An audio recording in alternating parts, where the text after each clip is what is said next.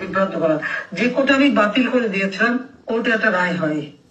সেই রায় হওয়ার পরপরই সরকারের পক্ষ থেকে আবার উচ্চ আদালতে রিট করে সেই কোর্টে স্থগিত করে দেয়।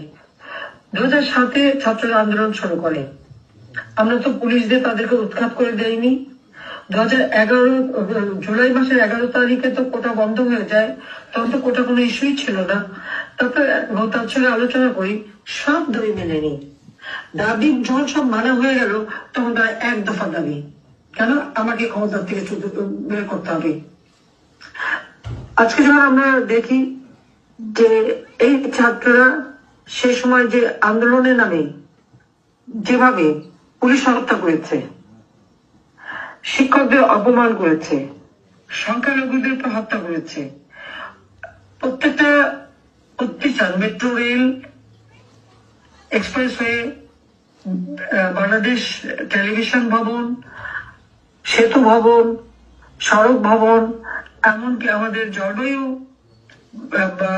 প্রবেশ বিষয়ক যে ডিজিটাল পদ্ধতি সহ যে ভবন সহ প্রত্যেকটা জায়গায় তারা অগ্নিসংযোগ করে, আগুন দিয়ে পুড়িয়ে দেওয়া শুরু করে।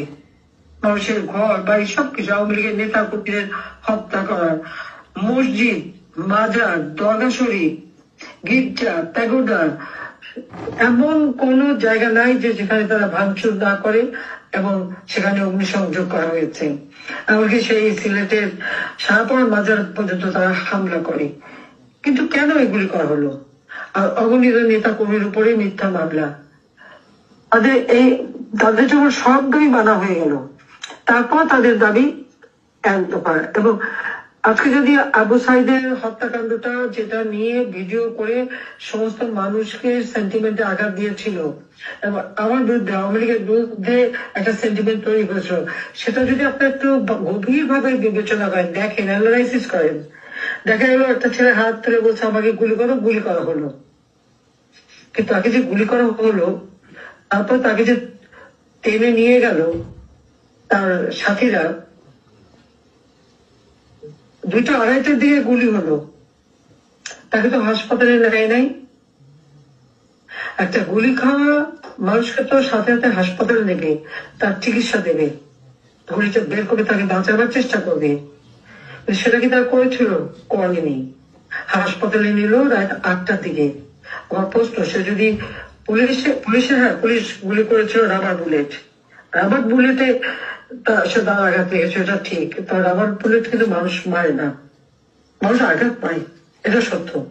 এবং তাকে যে গুলি করার কথা বলা হচ্ছে ভিডিও, ওই ভিডিওটা গভীর ভাবে দেখেন তো। একটা গুলি খাওয়া যদি কোনো কেউ পড়ে যায় মাটিতে, সেই জায়গাটা তো রক্তাক্ত থাকবে, সেখানে কিন্তু কোনো রক্তের চিহ্ন নেই।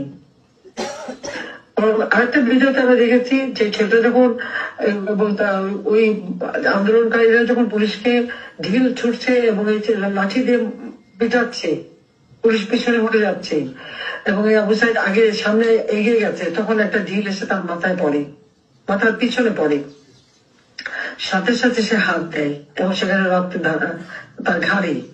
পুলিশ সামনে, ঢিল পড়লো পিছনে মাথার উপর।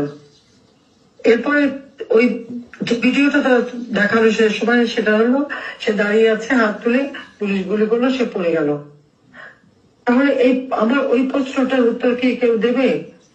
তার কেন হাসপাতালে নেওয়া হয়নি, কেন চিকিৎসা করা হয়নি? পোস্টমর্টমের রিপোর্ট যখন আসলো, তখন ডাক্তারকে ধরে আবার তার মুখে স্বীকার করা হলো, বারবার সেই পোস্টমর্টম চেঞ্জ করা হলো এবং স্বীকার করানো হলো যে না, বুলেট বিদ্ধ। পুলিশ কিন্তু তখন কোনো মেটাল বুলেট ব্যবহার করেনি, তাদের আমি নিষেধ করেছি তাদেরকে কোনো বুলেট ব্যবহার, পুলিশও ব্যবহার করেনি, ভিডিওরও ব্যবহার করেনি। আমি বলেছিলাম যে ঠিক আছে, স্যার আন্দোলন করতে দাও, ওরা তো রোদে পড়ে বৃষ্টিতে বেরিয়ে যেখানে আসেনি, আমরা তো রোদে পড়ে বৃষ্টিতে বেরিয়ে দিনের পর দিন মিছিল করে, মিটিং করে, তারপরে আমরা আন্দোলন করে দেশ স্বাধীন করেছি, গণতন্ত্র ফিরিয়ে এনেছি। আমার তো কখনোই নিয়োগ ছিল না যে তাদেরকে হত্যা করা বা, কিন্তু কি দেখলাম, বরং হত্যার শিকার হলো পুলিশ, হত্যার শিকার হলো আওয়ামী লীগের নেতা কর্মী, হত্যা এবং অপমানের শিকার হলো